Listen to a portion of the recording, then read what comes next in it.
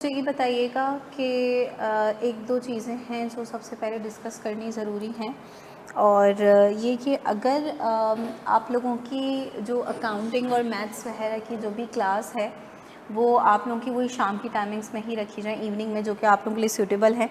लेकिन इकोनॉमिक्स की क्लास अगर आप लोगों की मॉर्निंग टाइमिंग में रख दी जाए, आप लोगों के लिए पॉसिबल है कि आप लोग लाइव क्लासेस ले लो या रिकॉर्डिंग भी पोर्टल पे अपलोड हो रही होती है।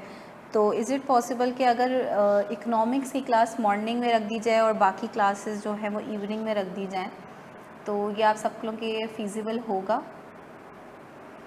तो मुझे आप लोग सब बता दें, क्योंकि मैं भी कल भी देख रही थी कि ग्रुप में इस हवाले से इश्यूज़ चल रहे थे, तो इसलिए मैंने कहा कि मैं इसको डिस्कस कर लूँ आप लोगों से, फिर जो भी है उसी तरीके से कर लिया जाए।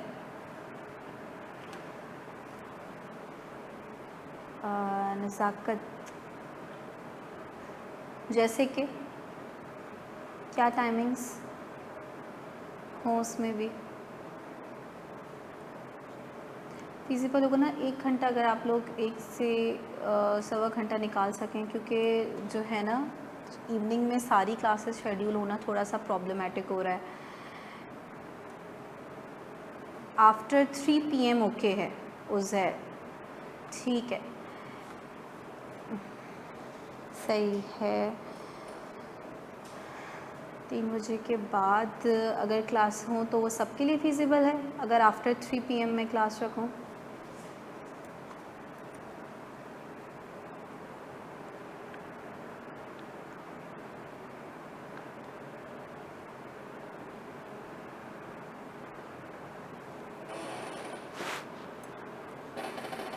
अच्छा, अब ज़ाहिर है हर किसी की अपनी फ़ीज़िबिलिटी है, लेकिन ये कि ठीक है आफ्टर 3 PM। अच्छा हाँ, अब देखिए ना, कुछ कह रहे हैं मॉर्निंग, कुछ कह रहे हैं आफ्टर 3 PM, तो चलें इन चीज़ों को देखते हुए फिर इंशाल्लाह शेड्यूल कर देंगे। ठीक है, तो आप लोगों की इंशाल्लाह जो सर सलान की क्लास है वो तो इवनिंग में ही होगी। सिर्फ मेरी क्लास हो सकता है कि किसी टाइम पे आप लोगों की मॉर्निंग या आफ्टर 12 जो है वो क्लास शेड्यूल करनी पड़े, जैसे कि आज आप लोगों की गई है। चले, मैंने आप लोगों के लिए एक वीडियो बनाई थी, difference between change in quantity demand and change in demand. तो वो वीडियो आप लोगों ने सब ने देख ली थी। वो स्पेशली आप लोगों के लिए ही बनाई गई थी, क्योंकि वो टॉपिक ऐसा है कि वैसे तो मैंने आप लोगों को लास्ट क्लास में समझाया था, लेकिन उसका ग्राफिकल व्यू मैं आप लोगों को क्लियर नहीं कर पाई थी और उसके लिए अच्छा खासा टाइम लग जाता, इसलिए मैंने उसकी एक शॉर्ट सी वीडियो बनाकर अपलोड कर दी थी। तो वो प्लीज़ मुझे कंफर्म कर दें कि इस वक्त जितने भी स्टूडेंट्स क्लास ले रहे हैं उन सब ने वो वीडियो देख ली है और आप लोगों को उसका कॉन्सेप्ट क्लियर हो गया है।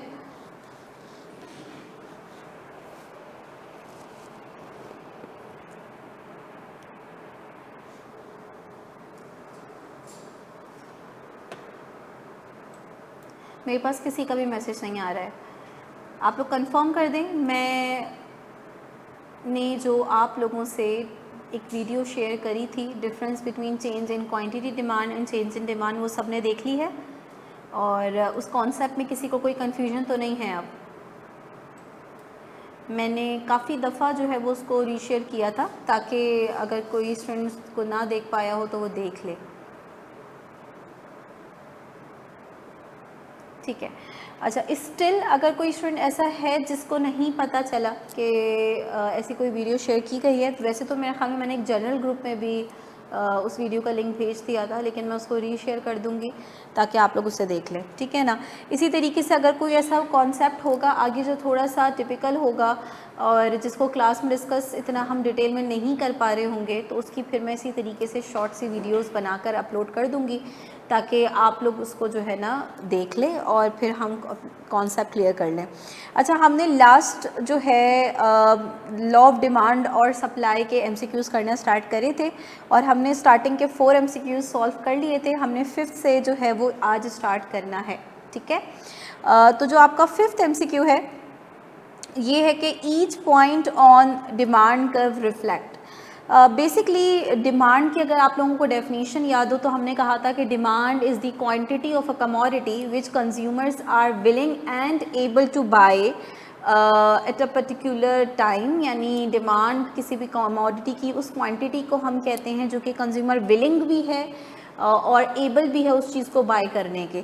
तो उसी से रिलेटेड ये क्वेश्चन है कि each point on demand curve reflect, demand curve पे जो हर पॉइंट है आपको, जैसे कि हमने लास्ट क्लास में मैंने आप लोगों को कहा था कि आप लोगों ने डिमांड कर्व प्लॉट करना है। अब मुझे नहीं पता कि आप में से कितने स्टूडेंट्स ने जो है उसको प्रॉपर प्लॉट करने की कोशिश करी या नहीं करी। तो आप लोगों ने अगर डिमांड कर्व को इस तरीके से प्रॉपर लेबलिंग के साथ प्लॉट किया होगा तो आपके पास कुछ इस तरीके का डाउनवर्ड स्लोपिंग कर्व आया होगा, ठीक है ना। अब ये जो डाउनवर्ड स्लोपिंग कर्व है इसका हर पॉइंट जो है ना ये हमें क्या बता रहा है कि भाई इस प्राइस पर ये वो हाईएस्ट प्राइस है। अगर कंज्यूमर जो को ये यूनिट ऑफ़र किया जाता है तो वो ये हाईएस्ट प्राइस है जो पे करने के लिए विलिंग है, ठीक है ना। तो हर क्वांटिटी के लिए कंज्यूमर कितनी प्राइस पे करने के लिए विलिंग है। देखें अब ये डिपेंड करता है कि भाई डिमांड जो है हम किसी भी चीज़ की जब करते हैं तो उस चीज़ की हमारी नज़र में एक अहमियत होती है, एक इम्पॉर्टेंस होती है ना कि भाई फ़ला चीज़ की हमने बाय करनी है। हम ये सोच कर निकले हैं कि भाई फ़ला चीज़ हमने बाय करनी है और ये चीज़ हमारे लिए इतनी इम्पॉर्टेंट है, अगर हमें इतने में मिली तो हम बाय कर लेंगे, ठीक है ना। तो हमारे जहन में एक प्राइस होती है, ठीक है ना, कि भाई अगर ये चीज़ इतने में मिलेगी तो मैं बाय कर लूँगा। ज़रूरी नहीं है कि वो चीज़ आपको इतने में ही मिले, हो सकता है उससे सस्ती भी मिल जाए, ठीक है ना। लेकिन आपके जहन में एक मैक्सिमम प्राइस होती है कि भाई अगर ये चीज़ मुझे 1000 की मिलेगी या 2000 की मिलेगी तो मैं उसको बाय कर लूँगा। तो बेसिकली जो डिमांड कर्व है उसका हर पॉइंट आपको ये बता रहा होता है कि the highest price consumer is willing to pay for a particular unit.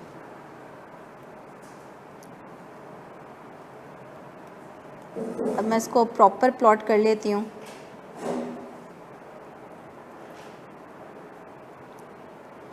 कुछ इस तरीके से प्लॉट होगा। प्लीज़ आप लोग ग्राफ बनाने की प्रैक्टिस ज़रूर करिएगा, ग्राफ की नॉलेज भी होना आप लोगों के लिए ज़रूरी है।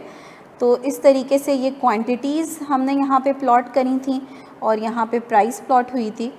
और for each quantity demand curve आपको क्या बताता है, डिमांड कर्व आपको ये बता रहा होता है कि अगर कंज्यूमर ये क्वांटिटी बाय करना चाहता है तो इसके लिए मैक्सिमम कितना पे करना चाहेगा, 5। और अगर कंज्यूमर ये क्वांटिटी बाय करना चाहता है तो उसके लिए वो मैक्सिमम कितना विलिंग है पे करने के लिए, 4, ठीक है। तो for each quantity of a commodity consumer कितना मैक्सिमम प्राइस पे करने के लिए विलिंग है और एबल है, डिमांड कर्व का हर पॉइंट हमें ये बात बता रहा होता है। इसलिए आपका जो ये फर्स्ट ऑप्शन है ये आपका करेक्ट है, ठीक है ना। अब देखिए बाकी ऑप्शंस को भी एनालाइज कर लेते हैं quickly. The highest price sellers will accept for all unit they are producing. यहाँ पे कोई हम सप्लाई कर्व की बात नहीं कर रहे हैं कि हम सेलर की रिस्पेक्ट से बात कर रहे हों, इसलिए बी ऑप्शन नहीं हो सकता। The lowest cost technology available to produce a good, again production के हवाले से जब भी कोई कॉन्सेप्ट आएगा तो वो हम सप्लाई कर्व के अंदर डिस्कस करेंगे, डिमांड कर्व के अंदर डिस्कस नहीं करेंगे। यहाँ हम बायर के पर्सपेक्टिव से देख रहे हैं। D all the wants of a given house hold. So all the wants of a given house hold, wants और डिमांड में डिफरेंस है, ये हमने लास्ट क्लास में भी बात करी थी। सिर्फ ख्वाहिश को हम डिमांड नहीं कह सकते, वॉन्ट्स के साथ साथ उसकी फ़ौरन से विलिंगनेस होना उस चीज़ को ख़रीदने की और एबिलिटी होना उस चीज़ को ख़रीदने की, ये तीनों चीज़ें इंपॉर्टेंट हैं। तो डिमांड कर्व सिर्फ वॉन्ट्स नहीं बता रहा होता, आपकी विलिंगनेस और एबिलिटी बता रहा होता है, ठीक है ना। इसलिए आपका फर्स्ट ऑप्शन करेक्ट है। अब आ जाते हैं 6 पे। आई थिंक अब ये 6 आपके लिए आसान होगा। The following are causes of shift in demand except the one. कह रहे हैं कि इसमें से एक फैक्टर सिर्फ ऐसा है कि जो कि डिमांड कर्व को शिफ्ट नहीं करेगा, तो वो कौन सा फैक्टर है भाई? बहुत मुश्किल क्वेश्चन है।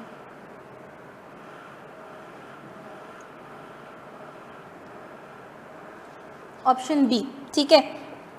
तो जिन्होंने भी वीडियो देखी है उनको अब ये बात कोई मुश्किल नहीं लगी होगी, हमने काफ़ी डिटेल में इस पर बात करी थी। आपने देखी थी डिफरेंस बिटवीन, जो स्पेशली आप लोगों के लिए बनाई थी मैंने, अच्छा, तो बेसिकली जो प्राइस है कमोडिटी की, अपनी प्राइस, उसके चेंज होने से डिमांड कर्व में कोई शिफ्ट नहीं आता, मूवमेंट होती है। और ये आपको यहाँ पे भी दिख रहा है कि यहाँ पे हम किस फैक्टर को चेंज कर रहे हैं, प्राइस ऑफ द कमोडिटी। और प्राइस के चेंज होने से पहले प्राइस 5 थी, अब 4 है, फिर 3 हो गई, फिर 2 हो गई, फिर 1 हो गई। इसकी वजह से हो क्या रहा है कि हम डिमांड कर्व के एक पॉइंट से दूसरे पॉइंट पे क्या कर रहे हैं, मूव कर रहे हैं। ये कहलाता है movement along the curve, movement along the curve, ठीक है ना। तो जब भी कमोडिटी की अपनी प्राइस चेंज होती है, क्योंकि वो ग्राफ में प्लॉट हुई हुई होती है, तो उसकी वजह से मूवमेंट होती है, शिफ्टिंग नहीं होती। प्राइस के अलावा जब भी कोई अदर फैक्टर चेंज होगा तो उसकी वजह से डिमांड कर्व शिफ्ट होगा, ठीक है ना। तो इसका ऑप्शन बी करेक्ट है। 7 भी एक इजी सा क्वेश्चन है, कह रहे हैं a substitute is a good. Substitute किसे कहते हैं, तो सब्स्टिट्यूट वो चीज़ें हैं जो एक दूसरे की जगह पे यूज़ होती हैं, ठीक है। For example Pepsi and Coke, ठीक है। इसी तरीके से बटर एंड मार्जरीन आप कह लें, कोई भी दो ब्रांड्स आपस में सब्स्टिट्यूट्स कंसिडर किए जाते हैं, ठीक है ना। उबर एंड करीम बोल लें आप लोग, तो इस तरीके से बहुत सारे ऑप्शंस हैं, ठीक है। सब्स्टिट्यूट उन चीज़ों को कहते हैं जो एक दूसरे के ऑल्टरनेट्स हैं, एक दूसरे की जगह पे यूज़ होते हैं। अच्छा जी, 8 आपका कह रहा है कि which one of the following will cause the demand curve for a good to shift to the right. इसमें से कौन सा फैक्टर ऐसा है, ये अच्छा इंटरेस्टिंग क्वेश्चन है, जिसके वजह से डिमांड कर्व राइटवर्ड शिफ्ट होगा, ठीक है। डिमांड कर्व राइटवर्ड कब शिफ्ट होता है, जब डिमांड इंक्रीज होती है किसी भी नॉन प्राइस फैक्टर की वजह से। नॉन प्राइस फैक्टर कौन से होते हैं, other than price of the commodity, ठीक है। क्योंकि कमोडिटी की प्राइस चेंज होने की वजह से तो शिफ्टिंग होती ही नहीं है, उसकी वजह से मूवमेंट होती है, अभी हमने बात करी। तो कौन सा फैक्टर है या इसमें जिसके चेंज होने से डिमांड कर्व इन राइटवर्ड शिफ्ट होगा, ठीक है महक, बाकी स्टूडेंट्स भी ज़रा एनालाइज कर लें।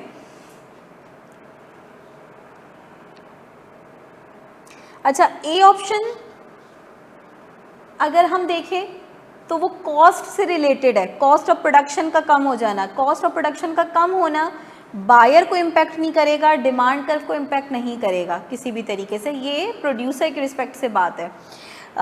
बी ऑप्शन से क्या चेंजेस आ रही हैं, बी ऑप्शन क्यों नहीं हो सकता, कोई बताएगा मुझे। फयाज अली, इकबाल अहमद, ये प्लीज़ आप सब लोग भी अगर थोड़ा सा आंसर करें तो अच्छा रहेगा। सिर्फ ये 2-3 स्टूडेंट्स ही हैं जो कि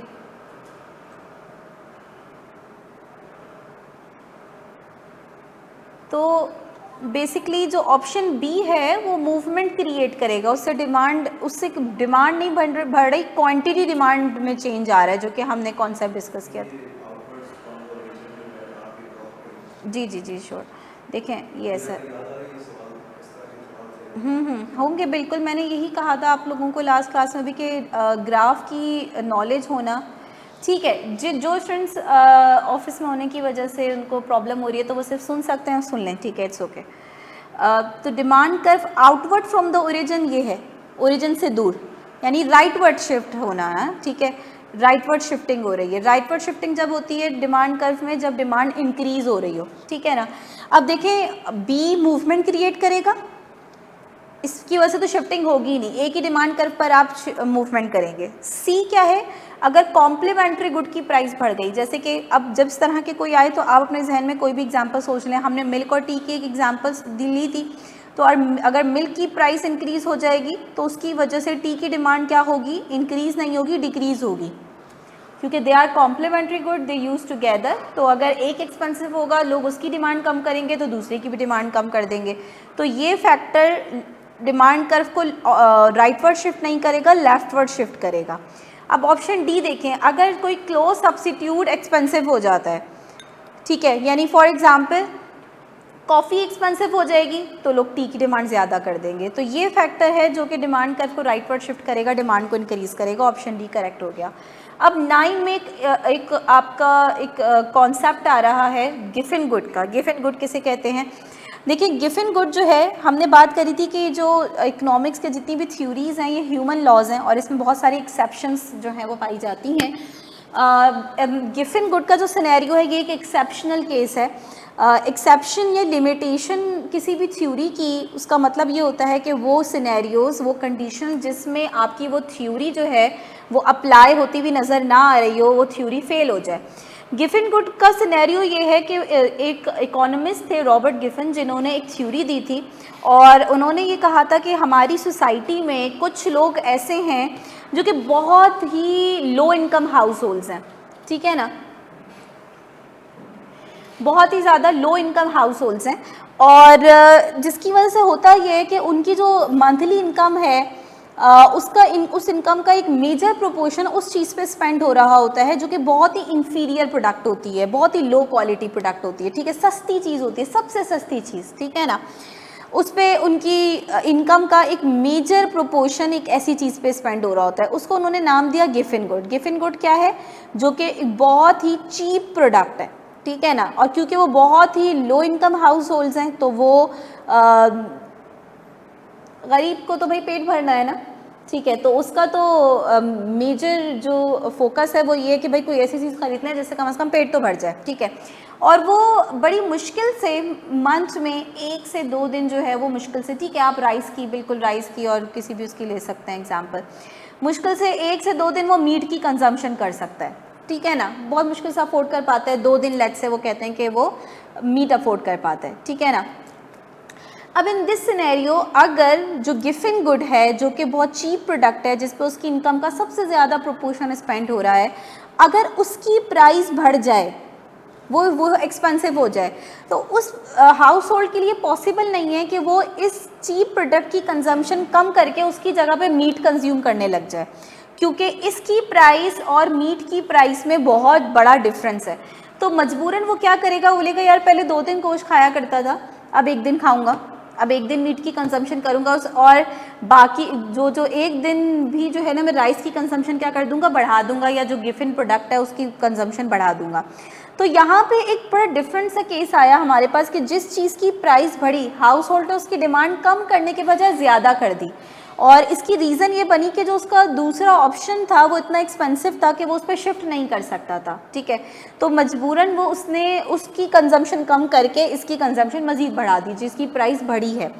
ये सिनेरियो जो है वो रॉबर्ट गिफिन ने पेश किया था और उन्होंने जो है वो ब्रेड और मीट की एग्जांपल ली थी। आप यहाँ पे गिफिन प्रोडक्ट में राइस ले सकते हैं, सबसे जो सस्ता चावल है, या वीट ले सकते हैं, ठीक है ना, क्योंकि हम लोगों की सोसाइटी में वीट और राइस की कंजम्पशन ज़्यादा होती है। तो अब इस सिनेरियो में हो क्या रहा है कि लॉ ऑफ डिमांड एप्लीकेबल नहीं हो रहा, जिस चीज़ की प्राइस बढ़ रही है उसकी क्वांटिटी डिमांड कम होने के बजाय इंक्रीज हो रही है, पॉजिटिव रिलेशन आ रहे हैं हमारे पास। तो आपके पास गिफिन गुड का अगर आप डिमांड कर्व बनाएंगे तो वो नेगेटिवली स्लोप नहीं बनेगा। नेगेटिवली स्लोप कब होता है? जब 2 वेरिएबल्स का आपस में इन्वर्स रिलेशन हो। अब यहाँ पे क्योंकि पॉजिटिव रिलेशन आ रहा है, प्राइस बढ़ रही है, क्वांटिटी डिमांड भी बढ़ रही है, इसलिए आपके पास डिमांड कर्व पॉजिटिवली स्लोप्ड बनेगा, अपवर्ड स्लोप बनेगा, पॉजिटिवली स्लोप बनेगा। गिफिन गुड की डेफिनेशन जो मैंने आप लोगों को स्लाइड्स भेजी थी उसमें मेंशन है, ठीक है, तो आप उसको गो थ्रू कर सकते हैं। अच्छा जी, अब आ जाता है 10 MCQ क्या है? A demand curve shows the relationship between the quantity demanded for a commodity over a given time and. तो बहुत सिंपल सा MCQ है कि डिमांड कर्व में हम 2 वेरिएबल्स का आपस में रिलेशन देख रहे होते हैं, क्वांटिटी डिमांड का with price of the commodity, ठीक है ना। तो ये तो सिंपल सा क्वेश्चन है, ऑप्शन डी इसका करेक्ट हो जाएगा।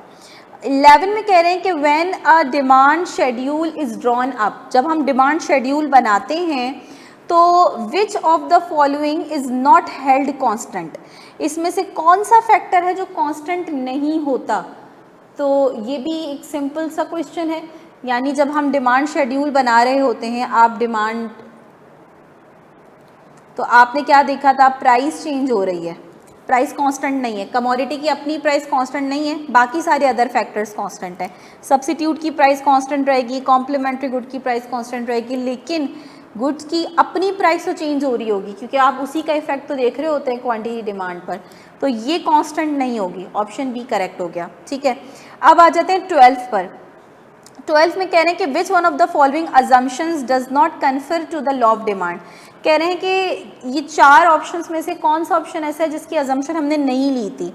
तो लॉ ऑफ डिमांड की जो अजम्पशन है वो हमने ली थी सेटरस पैरेबस, इस टर्म को भी याद रखिएगा, सेटरस पैरेबस, यानी जितने भी अदर फैक्टर्स हैं वो सारे के सारे कांस्टेंट रहने चाहिए, स्टेबल रहने चाहिए। अब ये बात जहन में रखते हुए आप सारे ऑप्शंस को एनालाइज करें और बोलें कि कौन सा ऑप्शन करेक्ट है, यानी ये ऐसी कोई अजम्पशन हमने नहीं ली लॉ ऑफ डिमांड में।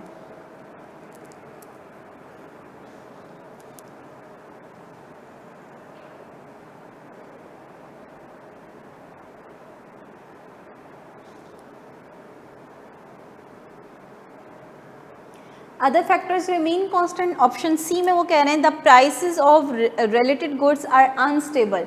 अनस्टेबल का मतलब कि वो फ्लक्चुएट करेंगे, स्टेबल नहीं होंगे।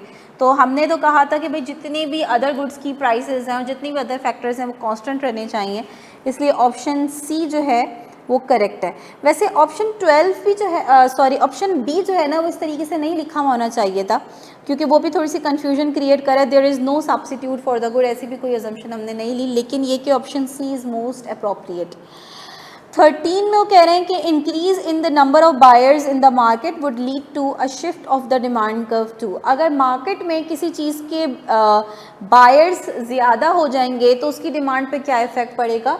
तो एक सिंपल कॉमन सेंस वाला क्वेश्चन है, अगर किसी चीज़ के बायर ज़्यादा हो जाएंगे तो उसकी डिमांड भी बढ़ जाएगी, और डिमांड जब बढ़ती है तो डिमांड कर्व कहाँ शिफ्ट होता है, राइटवर्ड शिफ्ट होता है। तो ऑप्शन ए करेक्ट है। ठीक है जी।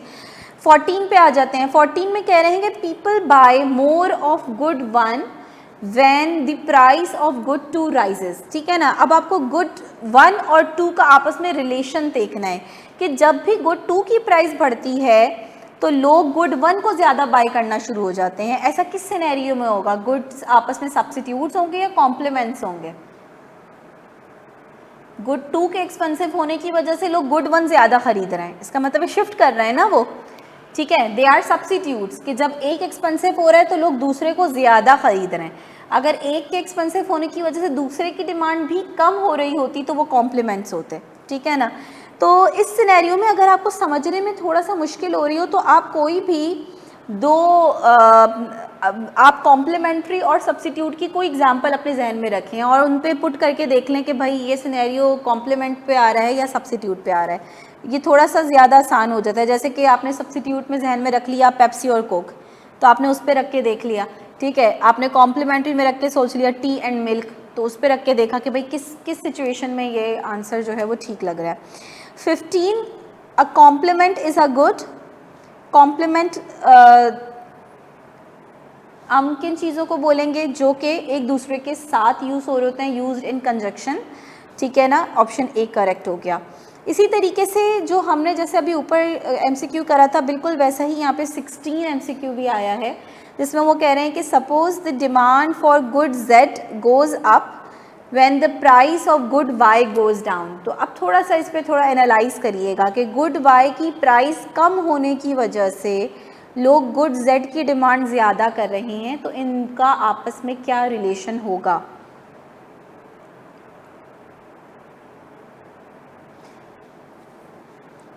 ठीक है, इस तरह के क्वेश्चंस आए तो इनको आप जो है डायरेक्ट जंप नहीं मारिएगा। ठीक है ना। सबसे पहले आपने ये सोचना है कि जिसकी भी प्राइस का चेंज वो दिखा रहा है उसकी प्राइस का चेंज होना उसकी डिमांड पे क्या इफेक्ट डालेगा। यानी अगर गुड वाई की प्राइस कम हो रही है तो गुड वाई की डिमांड क्या होनी चाहिए, बढ़नी चाहिए। तो पहले तो आप ये देख लें कि इसकी डिमांड बढ़ रही है, दूसरी प्रोडक्ट की डिमांड भी क्या हो रही है, बढ़ रही है। तो अगर दोनों चीज़ों की डिमांड बढ़ेगी तो सब्स्टिट्यूट्स तो नहीं हो सकते। सब्स्टिट्यूट तो एक दूसरे की जगह पे यूज़ होते हैं, एक की डिमांड ज़्यादा होती है तो दूसरे की कम होती है। अगर दोनों की डिमांड एक साथ बढ़ रही है तो they are complements. Yoghurt and milk complement in consumption के अंदर नहीं आएंगे, वो कॉम्प्लीमेंट इन प्रोडक्शन में आएंगे। यानी ज़रूरी तो नहीं है कि हम मिल्क और योगर्ट को एक साथ कंज्यूम करें। ठीक है, वो कॉम्प्लीमेंट इन प्रोडक्शन में आएंगे कि वो चीज़ें जो एक ही प्रोडक्शन प्रोसेस से बनती हैं। मिल्क मिलेगा तो भी योगर्ट भी मिल जाएगा। ठीक है ना। अच्छा, किसी भी उसमें कन्फ्यूजन हो तो आप लोग पूछ सकते हैं, मैं उसको दोबारा से फिर क्लियर कर दूंगी। 17 में कह रहे हैं कि people come to expect that the price of a gallon of gasoline will rise next week. अगर लोग ये एक्सपेक्ट करते हैं कि किसी चीज़ की प्राइस बढ़ने वाली है तो उनकी डिमांड पे क्या इफेक्ट आता है, वो आज उस चीज़ की डिमांड ज़्यादा कर लेते हैं कि भाई इससे पहले कि प्राइस बढ़े हम आज उसको ख़रीदना शुरू कर दें, तो आज की डिमांड क्या हो जाएगी, इंक्रीज़ हो जाएगी। ठीक है जी। 18 पे आते हैं। इन्फीरियर गुड्स की हमने डेफिनेशन इन्फीरियर और नॉर्मल गुड्स समझ लिए थे, तो ये उसी से रिलेटेड क्वेश्चन है कि inferior goods are those for which demand increases as. Inferior goods की डिमांड कब बढ़ती है, जब आपकी इनकम कम हो जाए। ठीक है, जब आपकी इनकम कम होती है तो आप इन्फीरियर गुड्स को प्रेफर करते हो लो इनकम पर, क्योंकि चीप प्रोडक्ट्स हैं, सस्ती चीज़ें हैं, सेकंड हैंड प्रोडक्ट्स वगैरह जिनकी हमने एग्जांपल ली थी। तो जिन लोगों की इनकम कम होती है वो इन चीज़ों को ज़्यादा ख़रीदते हैं, इन चीज़ों की डिमांड ज़्यादा करते हैं। ऑप्शन ए करेक्ट है। ठीक है, ऑप्शन 19 क्या है, normal good experience and increase in consumption when. Normal goods की कंजम्पशन में इंक्रीज कब आता है? नॉर्मल गुड्स वो गुड्स हैं जिनका इनकम के साथ डायरेक्ट रिलेशन है, पॉजिटिव रिलेशन है, ठीक है ना। क्योंकि नॉर्मली इनकम और कंजम्पशन का पॉजिटिव रिलेशन ही होता है, सिर्फ इन्फीरियर गुड्स के केस में नेगेटिव हो जाता है। तो नॉर्मल गुड्स की कंजम्पशन कब बढ़ेगी? जब आपकी इनकम इंक्रीज हो जाए, ठीक है, क्योंकि इसका तो डायरेक्ट रिलेशन है इनकम के साथ। ठीक है, अब आ जाते हैं 20 पर। ये अगेन बार बार जब ये एमसीक्यू रिपीट होंगे तो आपके कॉन्सेप्ट खुद ब खुद जो है ना वो स्ट्रॉन्ग हो जाएंगे।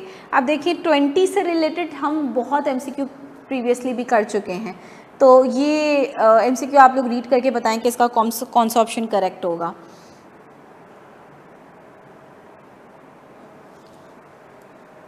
कमोडिटी की अपनी प्राइस चेंज होने की वजह से क्या होती है? मूवमेंट होती है, शिफ्टिंग नहीं होती। ठीक है, क्योंकि प्राइस प्लॉट हुई हुई है, प्राइस के चेंज होने से हम डिमांड कर्व पर मूवमेंट करते हैं। पहले प्राइस 5 थी, अब 4 हो गई, मूवमेंट होगी। ठीक है, शिफ्टिंग नहीं होगी। तो ऑप्शन बी करेक्ट है, does not shift the goods demand curve but does cause a movement along it. Movement create होगी, शिफ्टिंग नहीं होगी।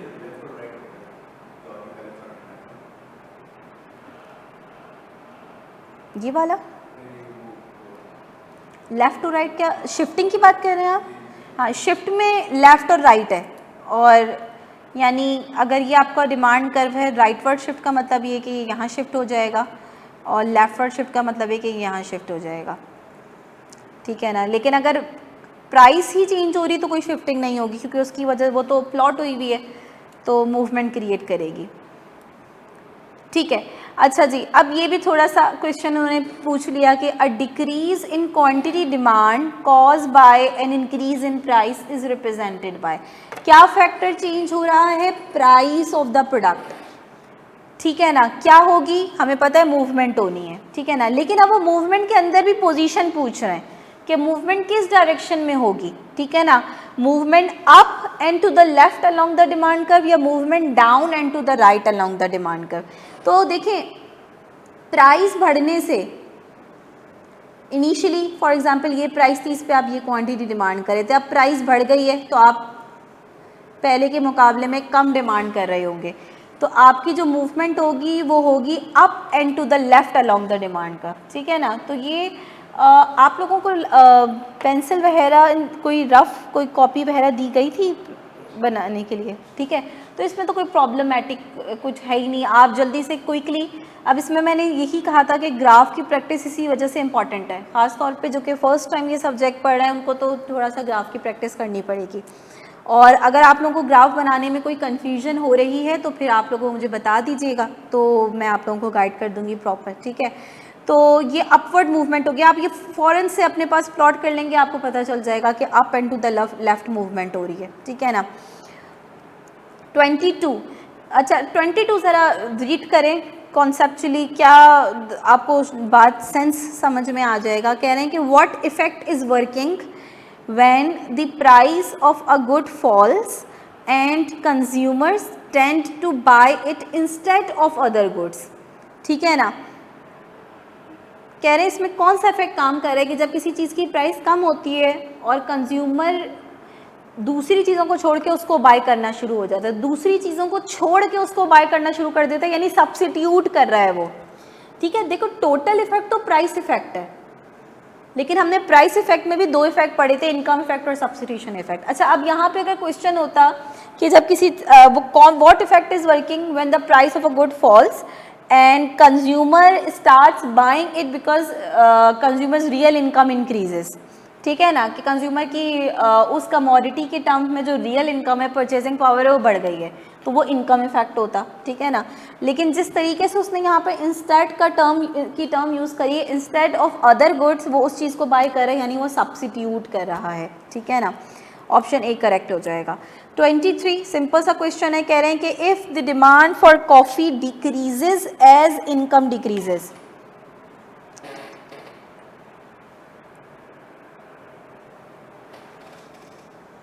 क्या रिलेशन है, डायरेक्ट या इनवर्स? डायरेक्ट रिलेशन है, इनकम कम हो रही है और डिमांड भी कम हो रही है, ठीक है। अगर इनवर्स रिलेशन होता इनकम के साथ डिमांड का तो हम कहते हैं इन्फीरियर गुड है, लेकिन क्योंकि पॉजिटिव रिलेशन है कि इनकम कम हुई आपने डिमांड भी कम कर दी उस चीज़ की, इट मीन्स के आपके नॉर्मल गुड है। नॉर्मल गुड्स कौन से होते हैं? जिनकी इनकम बढ़ने से हम कंजम्पशन बढ़ा देते हैं और इनकम कम होने से कंजम्पशन कम कर देते हैं, ठीक है ना। दोनों डायरेक्शन में ये आप बात कर सकते हैं। चलें 24 का बताइएगा। अच्छा 24 में आपने किस बात को इम्पोर्टेंस देनी है? टर्म को। अगेन जिन्होंने अभी तक वो वीडियो नहीं देखी वो प्लीज़ देख लीजिएगा कि उसमें मैंने आप लोगों को कुछ टर्म्स भी बताई थी कि हम एक्सटेंशन और कॉन्ट्रैक्शन की टर्म कब यूज़ करते हैं, जब मूवमेंट अलोंग द कर्व हो रही हो। ये टर्म कभी भी शिफ्टिंग में यूज़ नहीं होती, ये टर्म सिर्फ और सिर्फ यूज़ होती हैं मूवमेंट अलोंग द कर्व में, जब आप मूवमेंट कर रहे होते हैं due to the change in price, ठीक है। और जब शिफ्टिंग हो रही होती है, शिफ्टिंग के अंदर आप टर्म यूज़ करते हैं इंक्रीज डिक्रीज या फिर राइज और फॉल। तो इकोनॉमिस्ट ने इन टर्म्स को भी स्पेसिफिक करा हुआ है कि ये इंक्रीज की टर्म बस हर उसमें नहीं यूज़ होगी, स्पेसिफिक कंडीशन में यूज़ होगी। तो यहाँ पे इंक्रीज इन डिमांड कहा गया है, एक्सटेंशन इन डिमांड नहीं बोला गया।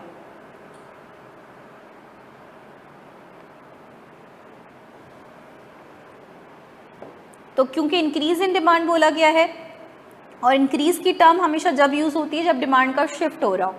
ये आपको थोड़ा सा याद करनी पड़ेंगी ये चीज़ें कि कौन सी टर्म कब यूज़ होती है, तो इसलिए डिमांड कर्व शिफ्ट होगा। अगर यहाँ पे लिखा हुआ होता extension in demand is shown by, तो उस ऑप्शन ए करेक्ट होता, movement along the same demand curve. Extension कैसे दिखती है? लेट्स से इनिशियली ये प्राइस थी, इस प्राइस पर ये क्वांटिटी डिमांड हो रही थी, प्राइस डिक्रीज हुई, कंज्यूमर ने क्वांटिटी डिमांड इंक्रीज कर दी। अब ये क्या है? मूवमेंट हो रही है, इस मूवमेंट में क्या हो रहा है? क्वांटिटी डिमांड बढ़ रही है, ये कहलाएगा एक्सटेंशन, इसको हम इंक्रीज नहीं बोलेंगे, ठीक है ना। तो टर्म्स स्पेसिफिक कर दी गई हैं कि कौन सी टर्म मूवमेंट में यूज़ होगी, कौन सी टर्म शिफ्टिंग में यूज़ होगी, तो ये थोड़ा सा आप लोग जहन में रखिएगा। चलें अब थोड़ा सा एक न्यू कॉन्सेप्ट आ रहा है, आप लोग पहले इसको रीड करके देखें कि आप खुद से बता सकते हैं कि इसका क्या ऑप्शन करेक्ट हो सकता है। मार्केट डिमांड कर्व की बात हो रही है, मार्केट डिमांड किसे कहते हैं?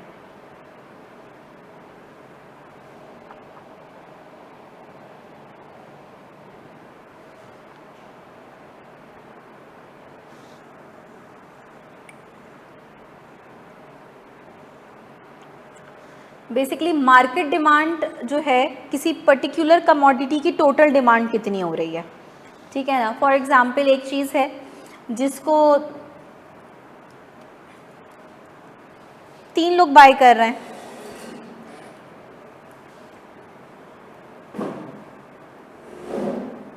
इंडिविजुअल ए, इंडिविजुअल बी, इंडिविजुअल सी, तो उसकी टोटल डिमांड कैसे निकलेगी?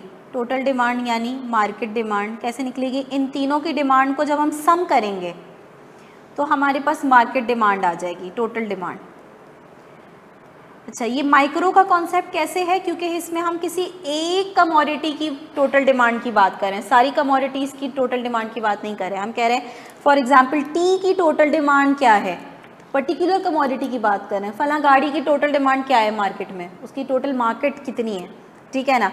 तो हमारे पास यहाँ पे उसका एक शेड्यूल आ रहा होगा कि जब उसकी प्राइस जो है फॉर एग्जांपल 100 थी तो इंडिविजुअल ए उसके जो है लेट्स से वो 2 यूनिट्स बाय कर रहा था, इंडिविजुअल बी उसके जो है वो 1 यूनिट बाय कर रहा था, इंडिविजुअल सी उसके 3 यूनिट्स बाय कर रहा था। उसकी प्राइस जो है वो 100 से कम होकर 80 हो गई, इंडिविजुअल ए ने अपनी डिमांड बढ़ा के 3 कर दी, इंडिविजुअल बी ने 2 कर दी, इंडिविजुअल सी ने 4 कर दी, ठीक है। तो अब ये डिफरेंट प्राइस पर डिफरेंट हर इंडिविजुअल की अपनी डिमांड आ रही है, अपना बिहेवियर है कि भाई वो कितने बाय करना चाहता है। अगर हमें पता करना हो कि इस प्राइस पर टोटल डिमांड कितनी है, तो आप क्या करोगे, इन तीनों की डिमांड को ऐड अप कर लोगे तो ये आ जाएगी मार्केट डिमांड। तो बेसिकली इसका सबसे पहली बात तो हम समीशन कर रहे हैं। अच्छा, यहाँ पे एक टर्म यूज़ हुई है horizontal summation of the individual demand curve for the commodity. Horizontal summation क्यों बोल रहे हैं हम इसको, इस वजह से क्योंकि जब आप डिमांड कर्व बनाते हैं तो आप हॉरिजॉन्टल एक्सिस पे क्वांटिटी डिमांड प्लॉट करते हैं। तो बेसिकली क्योंकि हम डिमांड को ऐड कर रहे हैं इसलिए हम कह रहे हैं हॉरिजॉन्टल समीशन। ये quantity demand of A, quantity demand of individual B, ठीक है, quantity demand of individual C, इन सब की डिमांड को हम ऐड करेंगे, ठीक है। तो हॉरिजॉन्टल समीशन करेंगे तो हमारे पास एक मार्केट डिमांड कर्व आएगा, ठीक है, इस कमोडिटी का, ठीक है ना। इसलिए मार्केट डिमांड कर्व की क्या डेफिनेशन है, horizontal summation of the individual demand curve for the commodity, ठीक है। आई होप कि अब ये क्लियर हो गया होगा। हॉरिजॉन्टल समीशन क्यों, क्योंकि हॉरिजॉन्टल एक्सिस पे हम क्वांटिटी डिमांड प्लॉट कर रहे होते हैं, ठीक है ना। तो हम सब इंडिविजुअल्स की इंडिविजुअल डिमांड ऐड करेंगे तो टोटल डिमांड आएगी हमारे पास। अच्छा जी, 26 में कह रहे हैं कि if the price of tea falls which one of the following outcome would be expected?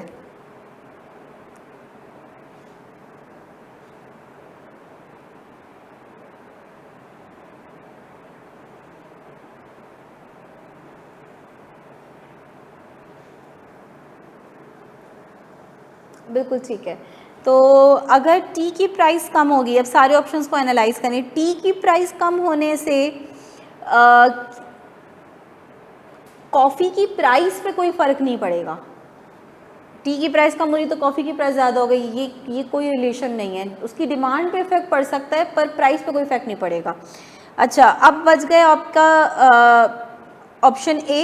एक तो option A, a fall in the demand of coffee, तो ये बिल्कुल हो सकता है क्योंकि अगर टी की प्राइस कम होगी यानी टी जो है वो रिलेटिवली चीपर हो गई है तो लोग टी को ज़्यादा लेंगे, कॉफ़ी की डिमांड कम हो जाएगी, ठीक है। C, a fall in the demand of tea, ये ऑप्शन दो तरह से गलत है। पहली बात तो ये कि अगर टी की प्राइस कम होगी तो उसकी डिमांड कम नहीं होनी चाहिए, ज़्यादा होनी चाहिए। दूसरी बात ये कि यहाँ डिमांड की टर्म नहीं होनी चाहिए, क्वांटिटी डिमांड की टर्म होनी चाहिए क्योंकि कमोडिटी की अपनी प्राइस की बात हो रही है। तो बहुत छोटी छोटी सी चीज़ें हैं जिनका आपने ख्याल रखना है, ठीक है ना। ऑप्शन डी का कोई सेंस ही नहीं बन रहा, fall in the demand of drinking cups, ठीक है।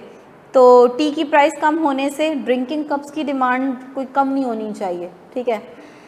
27 पे आ जाते हैं। 27 क्या कह रहे हैं, 27 टाइप का क्वेश्चन हमने ऊपर अभी गैसोलीन के अंदर भी करा था कि what will happen in the rice market if buyers are expecting higher prices in the near future.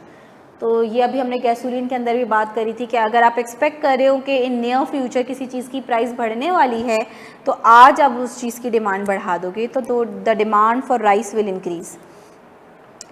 28, which two of the following are held constant along the demand curve. Along the demand curve यानी कि same demand curve पर जब आप movement करते हैं तो कौन से इसमें से दो फैक्टर्स हैं जो आपके कांस्टेंट रहेंगे।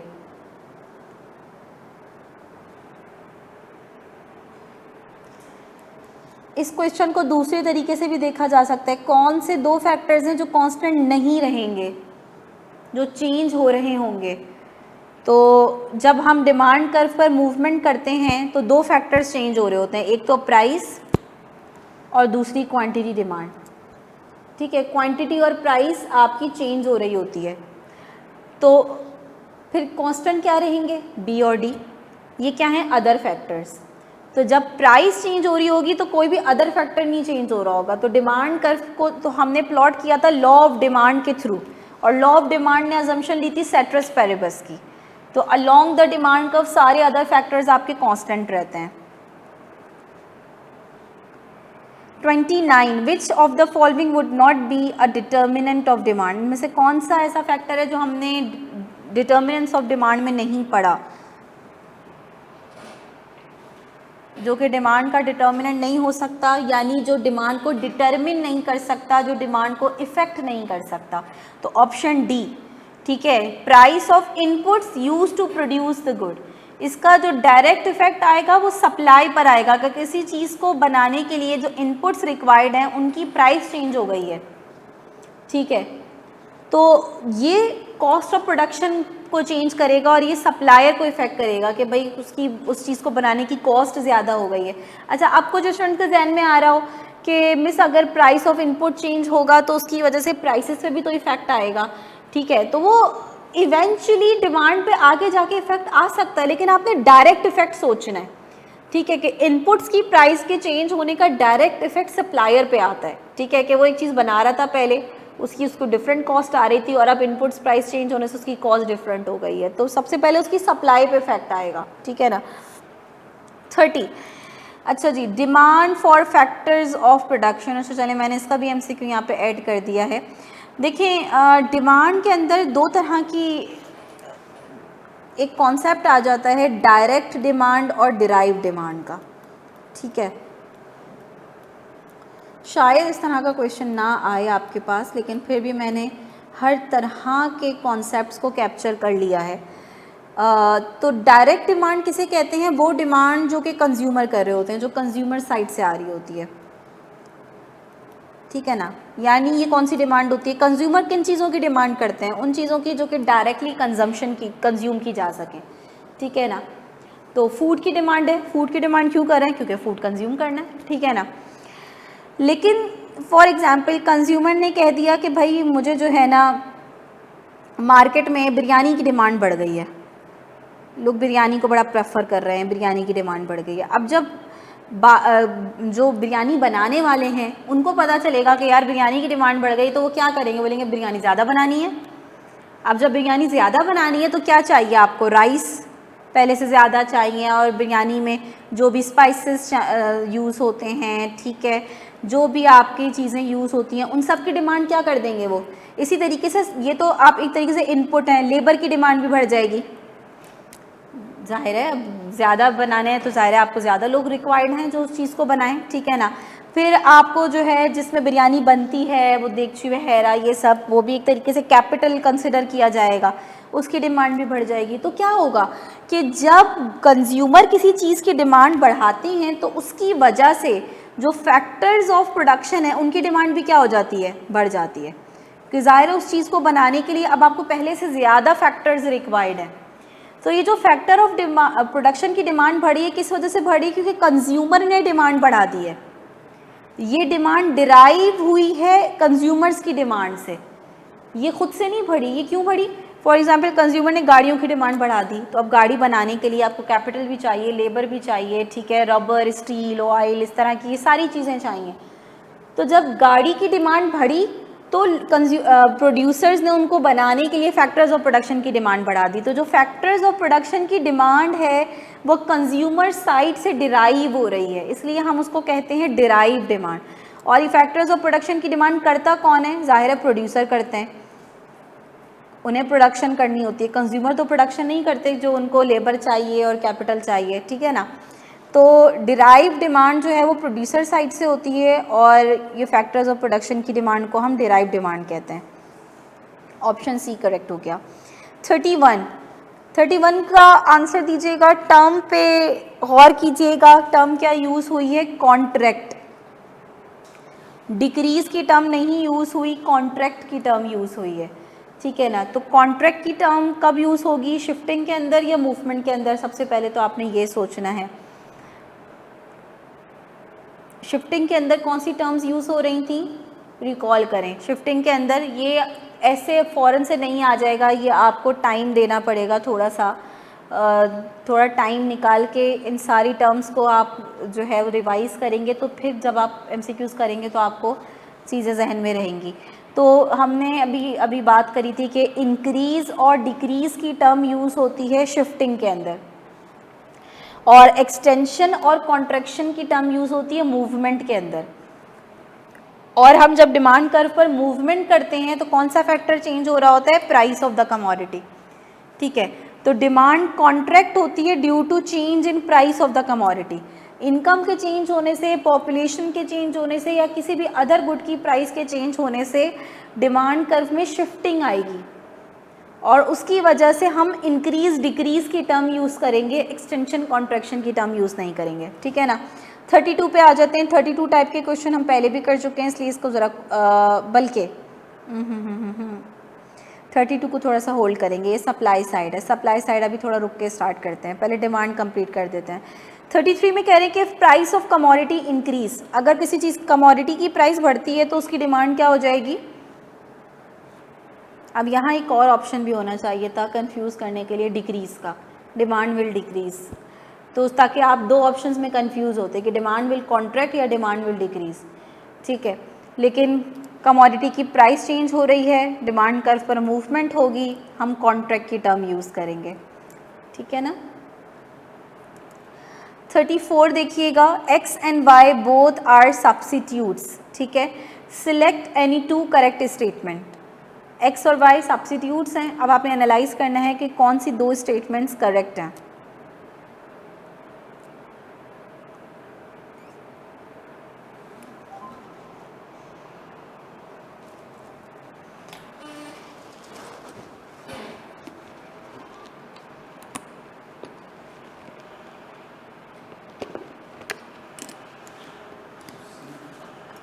ठीक है, एक तो ऑप्शन सी हो गया, ठीक है।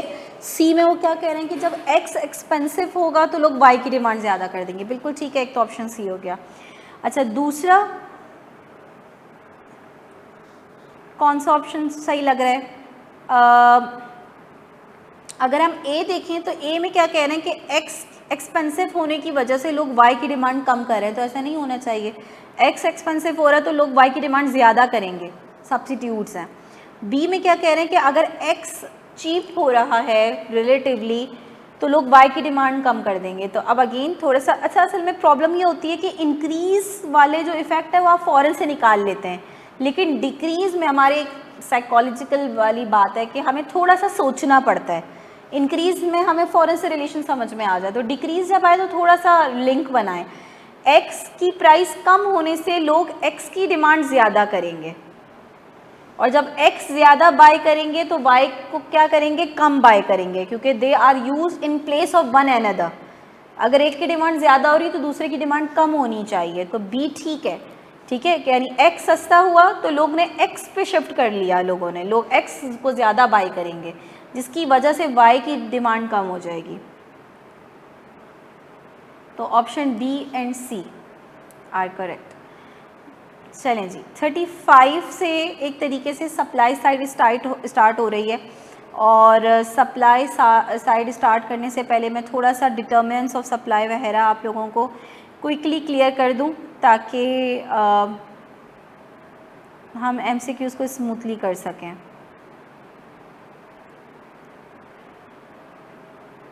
आप लोग स्लाइड्स गो थ्रू कर रहे हैं, आई होप, तो वो इम्पॉर्टेंट है। और स्लाइड्स गो थ्रू करते हुए जब आपको अगर कोई कॉन्सेप्ट समझ में ना आ रहा हो तो वो आप पूछ सकते हैं ग्रुप में, मैं कोशिश करूँगी कि उसको रिप्लाई कर दूँ।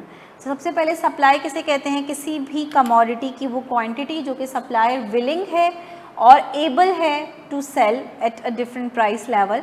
यहाँ पे भी सेम लाइक डिमांड, विलिंगनेस और एबिलिटी दोनों की बात हो रही है, क्योंकि हमारी विलिंगनेस है कि भाई फला बिजनेस करना चाहते हैं हम, लेकिन सिर्फ विलिंगनेस इंपॉर्टेंट नहीं है, किसी भी बिज़नेस करने के लिए उसके लिए रिक्वायर्ड रिसोर्सेज भी होने चाहिए, ठीक है ना। मैं अपना क्लोथिंग ब्रांड खोलना चाहती हूँ तो उसके लिए क्या मेरे पास रिसोर्सेज हैं, तो एबिलिटी भी होनी चाहिए, ठीक है, विलिंगनेस के साथ साथ।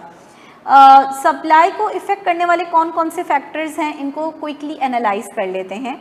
नंबर 1 आ जाता है प्राइस ऑफ द प्रोडक्ट, ठीक है ना। प्राइस ऑफ द प्रोडक्ट में कह रहे हैं कि भाई अब हम बायर नहीं हैं, हम सेलर हैं, तो जब किसी चीज़ की हमें अच्छी प्राइस मिलेगी तो हम उसको ज़्यादा सप्लाई करना चाहेंगे। सप्लाई के रिस्पेक्ट से जब भी MCQ आए तो आपने जहन में रखना है कि देखें एज अ सप्लायर हमारा मोटिव क्या है कि हमारा प्रॉफिट ज़्यादा से ज़्यादा हो। प्रॉफिट कैसे निकलता है, टोटल रेवेन्यू में से जब हम टोटल कॉस्ट माइनस कर देते हैं तो हमारे पास प्रॉफिट आता है।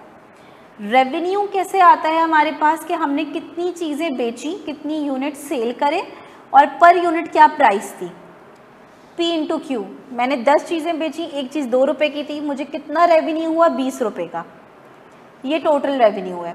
और कॉस्ट बहुत सारी चीज़ें डिसाइड कर रही होती हैं। गवर्नमेंट ने मेरी प्रोडक्ट पे टैक्स कितना लगाया हुआ है, जो इनपुट्स मैं बाय कर रही हूँ उस पर कितना टैक्स देना पड़ रहा है मुझे, जो लेबर वगैरह कैपिटल में यूटिलाइज़ कर रही हूँ उसकी कॉस्ट क्या है, ये सारी मेरी टोटल कॉस्ट में आ जाएगी।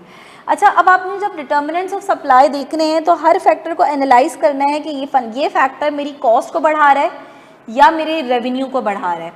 अगर तो रेवेन्यू को बढ़ा रहा होगा तो रेवेन्यू बढ़ेगा तो प्रोड्यूसर इनकरेज होगा और वो उस चीज़ को ज़्यादा सप्लाई करेगा।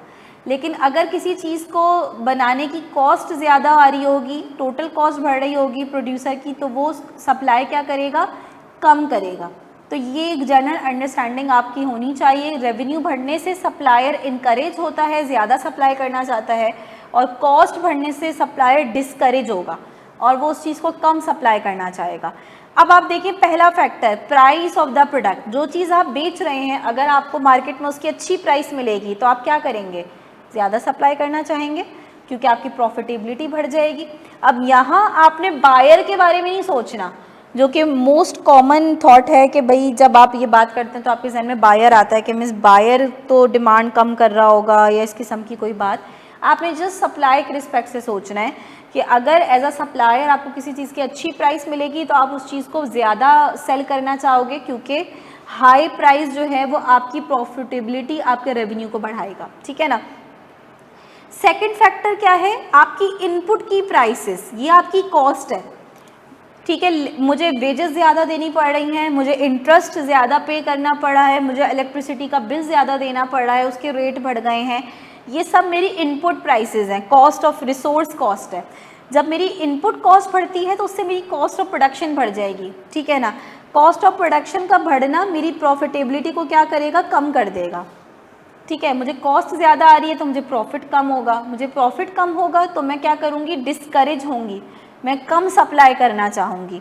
तो इनपुट प्राइसेस के बढ़ने से क्योंकि प्रॉफिटेबिलिटी कम हो जाती है तो प्रोड्यूसर अपनी सप्लाई क्या कर देता है, कम कर देता है। इन्वर्स रिलेशन है। थर्ड आसान सा फैक्टर है टेक्नोलॉजिकल यूज़। अगर आप बेहतर टेक्नोलॉजी यूज़ करोगे तो उससे आपकी सप्लाई क्या हो जाती है, इंक्रीज़ हो जाती है। फोर्थ फैक्टर हमारे पास आता है टैक्सेस एंड सब्सिडीज़। तो अब आप लोग, मैं एक्सपेक्ट ये करूँगी कि आप लोग माशाल्लाह ज़्यादातर जो है वो प्रोफेशनल लोग हैं भाई, तो आप लोगों को टैक्सेस के हवाले से तो नो हाउ होगी कि टैक्सेस दो तरह के होते हैं, डायरेक्ट टैक्स और इनडायरेक्ट टैक्स।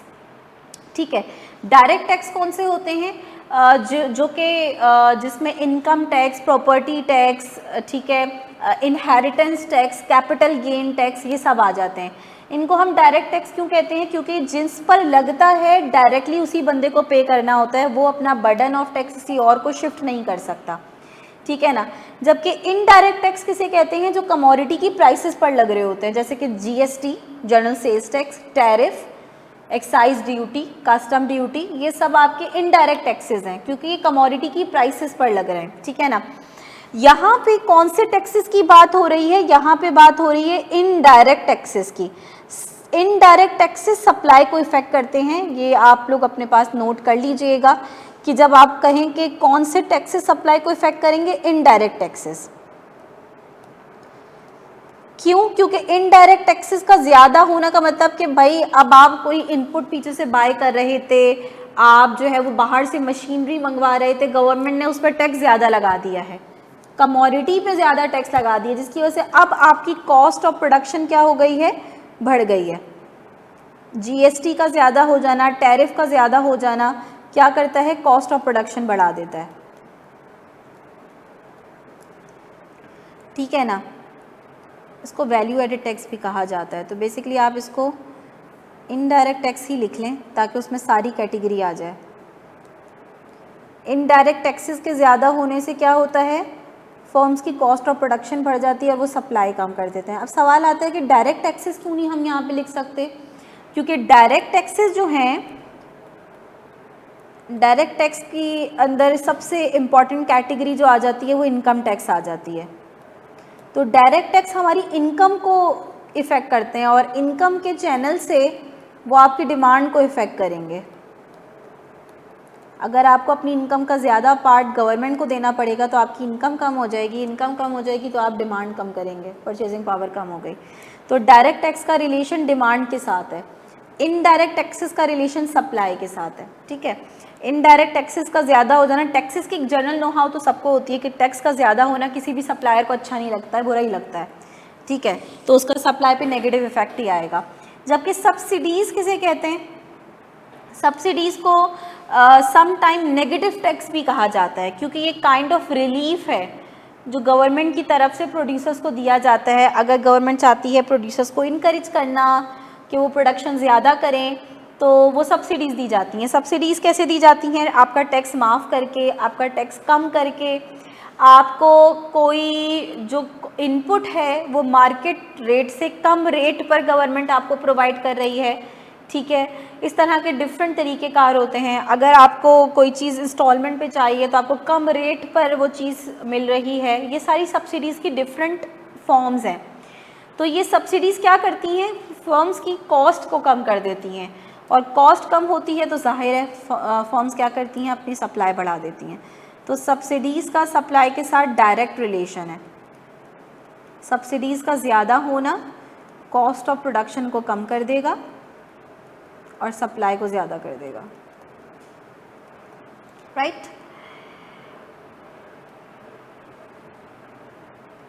इन्वायरमेंट का सप्लाई पे क्या इफेक्ट है, ये आई थिंक आप लोग रीड करेंगे तो आपको खुद ही समझ में आ जाएगा। सब्सिडीज़ कंज्यूमर को भी मिलती हैं, ठीक है ना। किस तरीके से मिल रही हैं, जैसे कि स्कॉलरशिप्स वगैरह हैं, या आप कह लें कि जैसे कि हम जब भी किसी गवर्नमेंट यूनिवर्सिटी वगैरह में पढ़े तो हम कह रहे होते हैं कि भाई पर स्टूडेंट जो है वो सब्सिडी मिलती है, गवर्नमेंट आपको सब्सिडाइज्ड रेट पे वो चीज़ प्रोवाइड कर रही है। लेकिन ये कि सब्सिडीज़ का जो ज़्यादातर जो इफ़ेक्ट है और ज़्यादातर जो रिलेशन आ रहा होता है वो प्रोड्यूसर्स के साथ आ रहा होता है।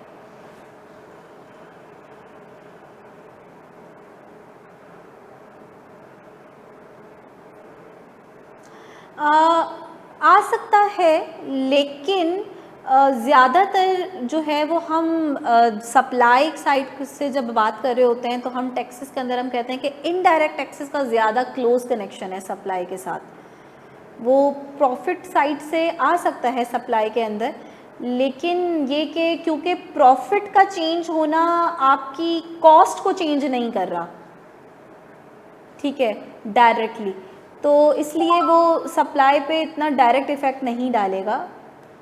किसी न किसी चैनल से आ सकता है, लेकिन अगर आपके पास MCQ आए तो आपने इनडायरेक्ट टैक्सेस को ही जो है ना वो सिलेक्ट करना है।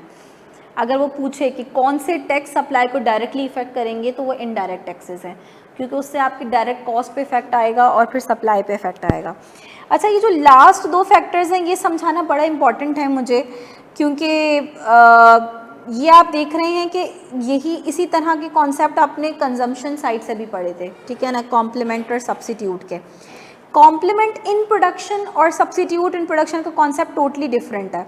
कॉम्प्लीमेंट इन प्रोडक्शन उन चीज़ों को कहते हैं जो एक साथ प्रोड्यूस हो रही होती हैं as part of the same production process, ठीक है ना। जैसे कि बीफ एंड लेदर, ये वो चीज़ें हैं कि एक की सप्लाई बढ़ेगी तो दूसरे की सप्लाई भी बढ़ जाएगी। देखिए, कॉम्प्लीमेंट के अंदर चाहे वो कॉम्प्लीमेंट इन कंजम्पशन हो या कॉम्प्लीमेंट इन प्रोडक्शन हो, दोनों में एक चीज़ कॉमन है। कॉम्प्लीमेंट इन कंजम्पशन की बात करें यानी वो चीज़ें जो एक साथ कंज्यूम होती हैं, जिनकी एक साथ डिमांड होती है, या कॉम्प्लीमेंट इन प्रोडक्शन वो चीज़ें जो एक साथ प्रोड्यूस होती हैं as part of the same production process. दोनों में एक चीज़ कॉमन है। इसमें क्या है, एक की डिमांड बढ़ेगी तो ए की डिमांड बढ़ेगी तो बी की डिमांड भी बढ़ जाएगी, ए की डिमांड कम होगी तो बी की डिमांड भी कम हो जाएगी। सेम यही रिलेशन आपको सप्लाई साइड पे भी दिखेगा।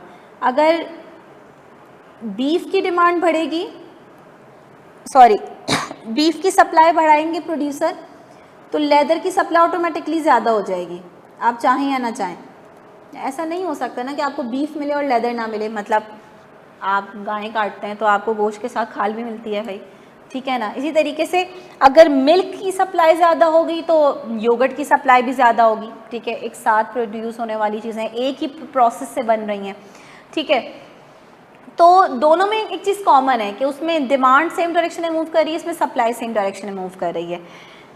और सब्सिट्यूट इन प्रोडक्शन वो चीज़ें हैं जो एक दूसरे की एज ऑल्टरनेट्स प्रोड्यूस हो रही होती है by using the same factors of production. जैसे कि एक ही फॉर्म के अंदर दो चीज़ें बन रही हैं, दो तरह के बैग्स बन रहे हैं, एक लेडीज़ हैंड बैग्स बन रहे हैं और दूसरे बच्चों के स्कूल बैग्स बन रहे हैं। दोनों चीज़ों को बनाने में फैक्टर्स ऑफ प्रोडक्शन तो सेम ही चाहिए ना, एक ही लेबर दोनों बैग्स बना सकता है, ठीक है ना।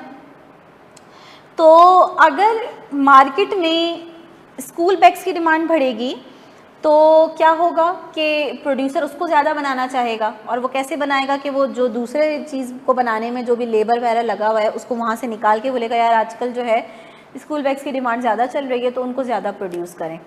तो एक की सप्लाई अगर आप ज़्यादा करोगे तो दूसरे की सप्लाई क्या हो जाएगी, कम हो जाएगी। क्यों कम हो रही है, क्योंकि इसकी सप्लाई आपने ज़्यादा कैसे करी है, यहाँ से रिसोर्सेज निकाल के इस पर लगा दिए हैं। लेबर को बोला यार अभी इसको छोड़ो, इसको ज़्यादा प्रोड्यूस करना है, इस पर ज़्यादा प्रॉफिट दिख रहा है आजकल, ठीक है ना।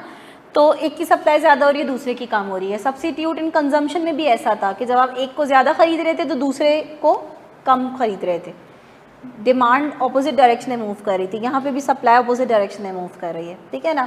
तो इन कॉन्सेप्ट को थोड़ा सा आप लोग गो थ्रू करिएगा, ज़रा डिटेल में पढ़िएगा, और अब रिमेनिंग एमसीक्यूज़ हम सॉल्व करने की तरफ जा सकते हैं। एक एमसीक्यू मैंने अभी ऊपर भी स्किप करा था, उसको ज़रा देखिएगा। 32 कह रहे हैं कि if increase in the demand of good X की डिमांड बढ़ी है लेकिन उसकी वजह से गुड वाई की सप्लाई बढ़ गई है, ठीक है। जिस चीज़ की डिमांड बढ़ती है प्रोड्यूसर चाहता है कि उस चीज़ को सप्लाई करे जिसकी डिमांड बढ़ी है, लेकिन वो यहाँ पे आपको, ये बात तो ऑब्वियस है, वो आपको बताएगा नहीं कि भाई ऐसा हुआ है। ये बात आपको खुद समझ में आ जानी चाहिए कि जब गुड एक्स की डिमांड बढ़ी होगी तो उसकी सप्लाई बढ़ी होगी, लेकिन वो कह रहे हैं साथ साथ गुड वाई की सप्लाई भी बढ़ गई है। यानी ये कोई ऐसी चीज़ है कि जब एक की सप्लाई बढ़ी तो दूसरे की सप्लाई भी बढ़ गई। ये हमने अभी अभी क्या पढ़ के आ रहे हैं, कॉम्प्लीमेंट इन प्रोडक्शन, कि एक की सप्लाई बढ़ने से दूसरे की सप्लाई भी बढ़ जाएगी, ठीक है ना। ये इस तरह के एमसीक्यूज़ कंफ्यूज करने वाले होते हैं थोड़े से, क्योंकि इसमें डिमांड की भी बात हो रही है तो स्टूडेंट थोड़ा कंफ्यूज हो जाता है, लेकिन अल्टीमेट इफेक्ट जो वो बता रहा है वो सप्लाई पे बता रहा है, ठीक है ना। तो आपने सप्लाई साइड्स के थ्रू ही सोचकर इस बात को जवाब देना है। अच्छा जी, फिर ये आपके कुछ इजी से एमसीक्यूज़ आ रहे हैं। लाइक 35 में कह रहे हैं the quantity supply of a good is. Quantity supply of a good का मतलब क्या है कि प्रोड्यूसर किसी भी पर्टिकुलर प्राइस पर कितना प्रोड्यूस करना चाहता है। जैसे कि सारे ऑप्शंस को आप एनालाइज करें। ए ऑप्शन क्या है, equal to the difference between the quantity available and the quantity desired by all consumers and producers. कोई सेंस नहीं बन रहा इसका, ठीक है। Option B, the same thing as the quantity demanded at each price. तो क्वांटिटी डिमांड और quantity supply different है भाई, ठीक है, सेम चीज़ें नहीं हैं। The amount that the producers are planning to sell at a particular price during a given time period. तो ये प्रॉपर डेफिनेशन है क्वांटिटी सप्लाई की, ठीक है जी, कि फॉर ईच प्राइस प्रोड्यूसर कितनी अमाउंट जो है वो प्लान कर रहा है कि भाई अगर लेट्स से मुझे ये प्राइस मिलेगी तो मैं कितने यूनिट बेचूंगा, अगर मुझे ये प्राइस मिलेगी तो कितने यूनिट बेचूंगा, अगर मुझे ये प्राइस मिलेगी तो कितने यूनिट बेचूंगा। तो हर प्राइस पर उसकी जो प्लानिंग है कि वो कितनी कमोडिटी सेल करना चाहता है फॉर ईच प्राइस, ये आपको क्वांटिटी सप्लाई बताएगा। क्यों? क्योंकि अगेन सप्लाई कर्व पर आपने प्राइस और क्वांटिटी सप्लाई प्लॉट करी हुई है, ठीक है ना। तो ये जब आप एक दफ़ा डिमांड का कॉन्सेप्ट क्लियर कर लेंगे तो सप्लाई का कॉन्सेप्ट आसान हो जाएगा। जैसे कि मैं आपको मिसाल दूं, हमने डिमांड कर्व का एक शेड्यूल बनाया था, बिल्कुल वैसा ही शेड्यूल आप सप्लाई का भी बना सकते हैं उन्हीं वैल्यूज़ को यूज़ करके। अब क्योंकि सप्लाई शेड्यूल है तो प्राइस का रिलेशन हम किस पे देख रहे हैं, क्वांटिटी सप्लाई पर, क्वांटिटी डिमांड पे तो नहीं देखेंगे, वो तो डिमांड कर्व में देख रहे होते हैं। प्राइस क्या ली थी हमने, 1 2 3 4 5। अब क्योंकि प्राइस का सप्लाई के साथ डायरेक्ट रिलेशन है, जितनी ज़्यादा प्राइस मिलेगी सप्लायर उतना इनकरेज होगा, तो आपको वो डायरेक्ट रिलेशन दिखाना है। हमें दिख रहा है डायरेक्ट रिलेशन, जैसे जैसे प्राइस बढ़ रही है क्वांटिटी सप्लाई भी बढ़ रही है। अब इसी को मैं कहती हूँ कि भाई आप ग्राफ के अंदर प्लॉट करें और बताएं कि आपका सप्लाई कर्व कैसा बनेगा। तो हम ऑलरेडी डिमांड कर्व बना चुके हैं, तो आप उसी कॉन्सेप्ट को यूज़ करके आप सप्लाई कर्व भी बना सकते हैं अपना।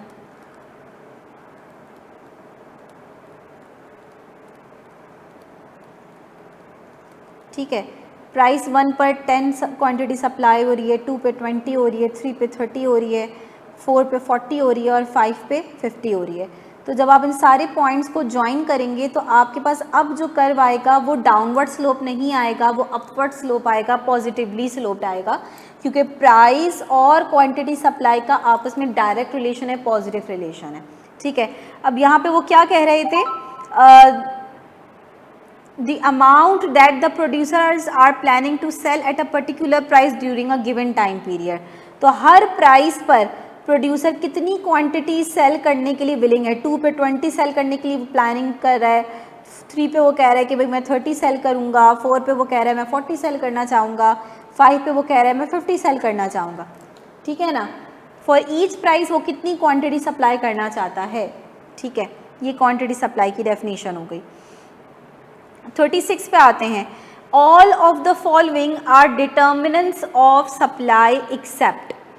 ठीक है ना, अब इसमें एक फैक्टर आपको डायरेक्टली दिख रहा है कि वो सप्लाई पे नहीं, डिमांड पे डायरेक्ट इफेक्ट डालेगा, इनकम लेवल।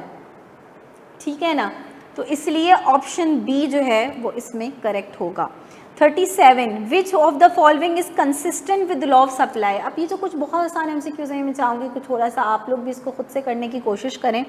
तो इस एमसीक्यू को आप खुद करिएगा, इसमें आप देखिएगा जहाँ प्राइस और क्वांटिटी सप्लाई का डायरेक्ट रिलेशन दिख रहा होगा वो ऑप्शन करेक्ट होगा।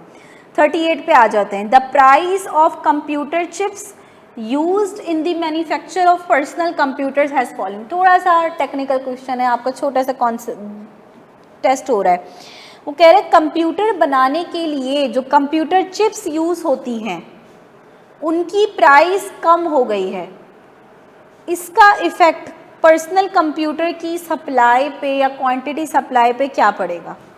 पहले तो आपने ये सोचना है, इंक्रीज़ होगी। फिर आपने ये सोचना है कि अच्छा इंक्रीज़ तो होगी लेकिन ऑप्शन सी होगा या डी होगा। अब ये वही सेम कॉन्सेप्ट है जो हमने डिमांड के अंदर पढ़ा कि डिमांड और क्वांटिटी डिमांड में क्या डिफरेंस है। अगर कमोडिटी की अपनी प्राइस की वजह से इफेक्ट आ रहा है तो क्वांटिटी डिमांड और क्वांटिटी सप्लाई की टर्म यूज़ होती है। अगर किसी अदर फैक्टर की वजह से आ रहा है तो सप्लाई और डिमांड की टर्म यूज़ होती है। अब यहाँ पे पर्सनल कंप्यूटर्स की सप्लाई पे बात हो रही है, क्या उनकी अपनी प्राइस चेंज हुई है? पर्सनल कंप्यूटर की प्राइस चेंज हो गई है? नहीं, चिप्स की प्राइस चेंज हुई है जो उसके लिए एज अ इनपुट यूज़ हो रहे हैं। तो यहाँ पे जो फैक्टर चेंज हो रहा है वो है कॉस्ट ऑफ इनपुट और ये अदर फैक्टर है, तो इसलिए इसकी वजह से चेंज इन सप्लाई होगी, आपकी चेंज इन क्वांटिटी सप्लाई नहीं होगी और आपका सप्लाई कर्व इसके अंदर शिफ्ट होगा, मूवमेंट नहीं होगी। ठीक है ना, इसलिए इसका ऑप्शन सी करेक्ट है, an increase in the supply of. ठीक है ना। 39, अगर if a producer can use resources to produce इधर गुड ए और गुड बी, सेम रिसोर्सेज को यूज़ करके आप गुड ए भी बना सकते हैं और गुड बी भी बना सकते हैं, तो दोनों का आपस में क्या रिलेशन है? कॉम्प्लीमेंट इन प्रोडक्शन होंगे। नहीं, कॉम्प्लीमेंट इन प्रोडक्शन तो सेम प्रोडक्शन प्रोसेस से बन के निकल रहे थे, सेम रिसोर्सेज को यूज़ करके, सेम फैक्ट। अभी हमने जैसे मिसाल ली थी लेडीज़ हैंडबैग और school bags, substitutes in production. Complement in production की क्या डेफिनेशन थी? They are produce together as part of the same production process. ठीक है ना।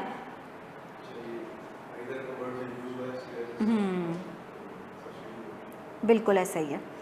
40 में अब जब उन्होंने आपको सब्स्टिट्यूट की हमने डेफिनेशन देख ली, सॉरी सब्स्टिट्यूट इन कंजम्पशन नहीं होगा, सब्स्टिट्यूट इन प्रोडक्शन होगा। कंजम्पशन तो डिमांड साइड से कॉन्सेप्ट आ जाता है।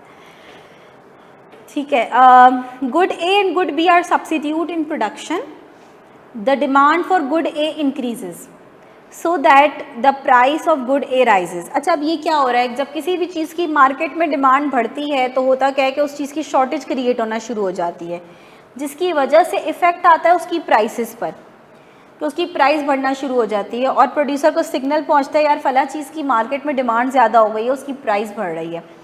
तो जब प्रोड्यूसर को ये बात पता चलती है तो प्रोड्यूसर ज़ाहिर इनकरेज होता है कि यार उस चीज़ को अब ज़्यादा प्रोड्यूस करना है, तो प्रोड्यूसर यहाँ इनकरेज होगा गुड ए को ज़्यादा प्रोड्यूस करने पे, तो उसकी वजह से गुड बी की सप्लाई पे क्या इफेक्ट पड़ेगा, they are substitute in production. बिल्कुल वही लेडीज़ हैंडबैग और स्कूल बैग्स वाली बात है कि अभी लेट्स से कि भाई स्कूल एडमिशन्स स्टार्ट हो रहे हैं, तो स्कूल बैग्स की डिमांड मार्केट में बहुत ज़्यादा हो गई है और स्कूल बैग्स की प्राइसेस भी बहुत बढ़ रही हैं। प्रोड्यूसर इनकरेज होगा कि भाई वो गुड स्कूल बैग ज़्यादा बनाए, तो वो कैसे बनाएगा, बोलेगा यार मेरी फैक्ट्री में दोनों तरह के बैग्स बन रहे हैं, तो फ़िलहाल जो लेबर्स वगैरह हैं उनको शिफ्ट करो स्कूल बैग्स की तरफ, तो वो जो दूसरे बैग्स हैं उनकी सप्लाई क्या हो जाएगी, कम हो जाएगी, और कम हो जाएगी तो उनकी सप्लाई कर्व कहाँ शिफ्ट होगा, लेफ्टवर्ड, ठीक है ना। तो supply curve of good B shift leftward, ठीक है ना, ये इफेक्ट आएगा। 41 an increase in the number of fast food restaurants. Fast food restaurants जो आजकल इतने ज़्यादा स्टार्ट हो गए हैं हर दूसरी जगह पर, उसकी वजह से क्या हुआ है, सिंपल इफ़ेक्ट है, फास्ट फूड की सप्लाई बढ़ गई है, ठीक है ना। तो जितने ज़्यादा नंबर ऑफ़ सप्लायर्स होंगे उतने ज़्यादा उसकी सप्लाई बढ़ेगी, ठीक है ना।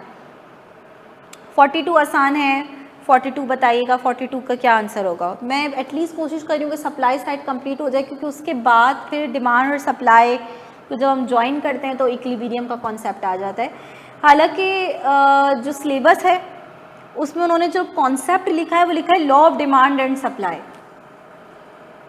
तो मुझे नहीं पता कि वो इक्विलिब्रियम का कॉन्सेप्ट यूज़ करेंगे या नहीं करेंगे, लेकिन फिर भी इक्विलिब्रियम एक बड़ा इंपॉर्टेंट कॉन्सेप्ट है, तो उसको हम एहतियातन कर लेंगे सेफ साइड।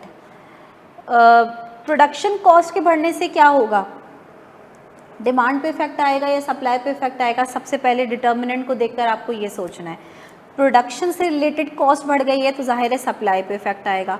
प्रोडक्शन कॉस्ट का बढ़ना आपके प्रॉफिट को कम करता है, मैं कोई चीज़ प्रोड्यूस कर रही थी उसको बनाने की कॉस्ट ज़्यादा हो गई है तो जाहिर है मेरा प्रॉफिट मार्जिन कम हो जाएगा, और ये चीज़ सप्लाई को डिस्करेज करेगी, सप्लाई कम होगी,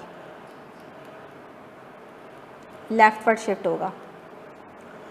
फ्लड की वजह से वो एग्रीकल्चरल लैंड जिस पर राइस प्रोड्यूस हुआ करते थे अब वो अच्छी खासी डिस्ट्रॉय हो गई है, एक इन्वायरमेंटल कंडीशन यहाँ पे आ गई है, तो उसका इफ़ेक्ट सब राइस की सप्लाई पे क्या आएगा,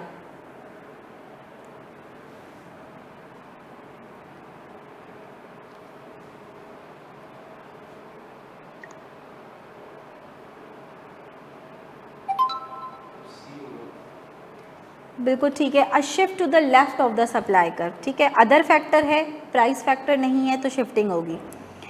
44 a movement along a supply curve is caused by, अब इसमें तो आप लोगों का एक्सपर्ट हो जाना चाहिए, अब ये इतनी दफ़ा रिपीट हो रहा है movement shifting movement shifting. Movement किस वजह से होती है, जब कमोडिटी की अपनी प्राइस चेंज हो, ऑप्शन ए करेक्ट है। 45 अ सप्लाई शेड्यूल, जो कि अभी हमने बनाया भी था, show the relationship between the quantity supply of a commodity over a given time and the price of the commodity। हमने शेड्यूल में क्या लिया था, क्वांटिटी सप्लाई का रिलेशन प्राइस के साथ। 46 over the past decade technological improvement have lowered the cost of producing an automobile। अब इसकी वजह से क्या इंक्रीज हो गई है, सप्लाई बढ़ गई है, ठीक है ना, तो increase the supply but not the demand for automobile, technological improvement का इफेक्ट सप्लाई पर आता है। 47 which of the following will shift the supply curve for good X leftward, कौन सा इसमें से फैक्टर है जो सप्लाई गुड एक्स की सप्लाई को लेफ्टवर्ड शिफ्ट करेगा,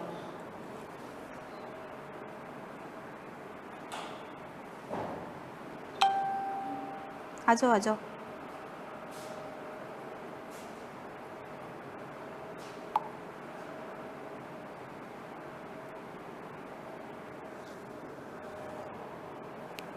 increase in cost of machinery use to produce good X, cost of production का बढ़ना सप्लाई को कम कर देता है। मैं ख्याल में हम 3 to 4 टाइम्स इस बात को डिस्कस करके आ रहे हैं। वेजेस का कम होना कॉस्ट को कम करेगा, टेक्नोलॉजिकल इम्प्रूवमेंट सप्लाई को बढ़ाती है तो राइटवर्ड शिफ्ट करेगी, ठीक है ना, तो ऑप्शन बी आपका करेक्ट है। 48 विच of the following does not shift the supply curve, again वही वाली बात, does not shift the supply curve यानी मूवमेंट वाला फैक्टर ढूंढना है आपने, तो वो तो प्राइस फैक्टर ही है, बाकी सब फैक्टर शिफ्ट क्रिएट करते हैं। 49, if supply of x decrease and supply of y increase then both are substitute in production. एक की सप्लाई कम हो रही है, दूसरे की ज़्यादा हो रही है। A decrease in quantity supply is represented by, quantity supply जब कम होती है तो वो आपको मूवमेंट किस डायरेक्शन में दिखती है, डाउनवर्ड, ठीक है ना, डाउनवर्ड डायरेक्शन में आपको मूवमेंट दिख रही है। 51 लास्ट कर लेते हैं आई थिंक, क्योंकि उसके बाद से इक्विलिब्रियम के क्वेश्चन स्टार्ट हो रहे हैं। सपोज दैट, सिंपल सा, there is an increase in input prices, तो इनपुट प्राइसेस का बढ़ना, बहुत दफ़ा ये फैक्टर अब तो डिस्कस हो गया है, ये आपकी कॉस्ट ऑफ प्रोडक्शन को इंक्रीज कर देता है और सप्लाई डिक्रीज हो जाती है, ठीक है। तो हमने 51 एमसीक्यूज़ कर लिए। अब remaining MCQs related to equilibrium हैं, जो मैंने फॉर सेफ साइड ऐड कर लिए हैं, हालांकि इनको डिस्कस करने में अच्छा खासा हमारा टाइम लग जाएगा। अच्छा, एक जो है ना, आप लोग 60 वाला भी ज़रा मुझे बताइएगा देखकर, 60 भी अच्छा एमसीक्यू है। वो कह रहे हैं कॉन्ट्रैक्शन ऑफ सप्लाई का फ्रॉम गिवन ग्राफ इज़, क्या टर्म यूज़ हुई है, कॉन्ट्रैक्शन। कॉन्ट्रैक्शन की टर्म कब यूज़ होती है, मूवमेंट के अंदर या शिफ्टिंग के अंदर, मूवमेंट के अंदर, ठीक है। अब movement from A to B आपको कॉन्ट्रैक्शन दिख रही है या बी टू ए, बहुत सिंपल है, आपने क्वांटिटी को देखना है। क्वांटिटी ए टू बी में क्वांटिटी बढ़ती हुई दिखेगी आपको। अगर आप ए पॉइंट से बी पॉइंट पे जाएंगे तो क्वांटिटी बढ़ेगी, ये कॉन्ट्रैक्शन नहीं हो रही, एक्सटेंशन हो रही है। बी टू ए जाएंगे तो क्वांटिटी कम होती हुई दिखेगी, यानी ओरिजिन से जितना क्लोज हो गए क्वांटिटी की वैल्यूज़ कम होती जाएंगी ना। ओरिजिन पे ज़ीरो वैल्यू होती है, स्मॉल वैल्यू से आप लार्ज वैल्यू पे जाते हो, ठीक है ना। तो बी टू ए कॉन्ट्रैक्शन हो रही है, ठीक है।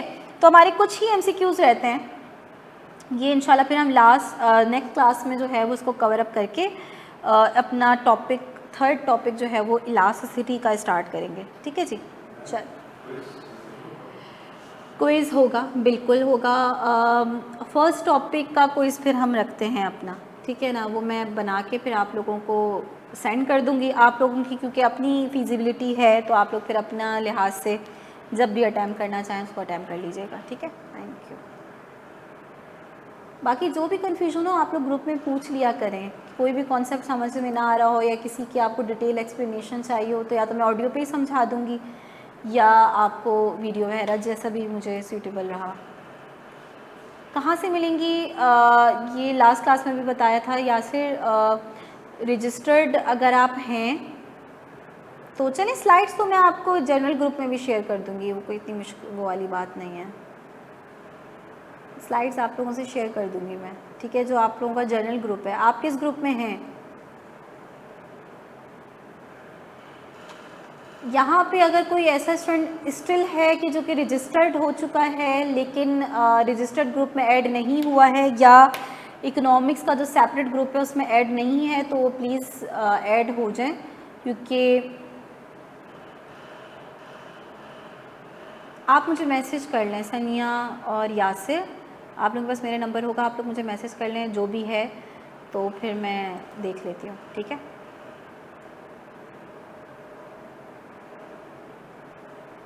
चलिए, अल्लाह हाफिज़।